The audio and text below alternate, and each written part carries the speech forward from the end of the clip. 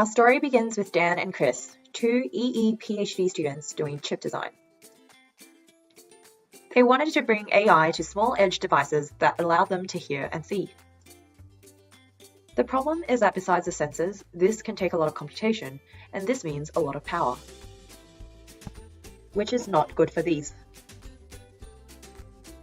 But then they had an idea. Instead of making the sensors see and hear the entire world, why not make them hear and see only specific things depending on their applications? After 3 years of hard work and a lot of frustration,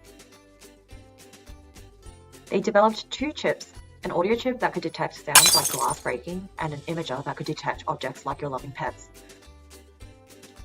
They did this by sensing and processing up to 98% less data, which meant the chips used 10x less power. This means your battery lasts a lot longer. They wrote papers, presented at conferences, and performed experiments, but then decided to learn how these could fit in the real world outside of the lab. So they teamed up with 3 rockstar MBA students, Sophia, Roy, and Mindy.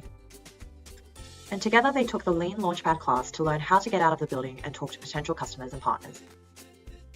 They were guided by Radhika and Rika, 2 giants of Silicon Valley, and looked broadly across many different industries and applications for where these sensors would fit. Originally, they thought they would sell these sensors as individual chips to be part of a larger complex system. But over the course of 85 interviews with CEOs, CTOs, product managers, engineers, and investors, they realized that the value was not in the chip itself, but in the data that they were able to sense.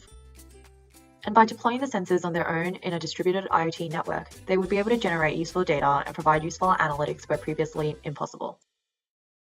We are so grateful for our learnings and for this class. Thank you.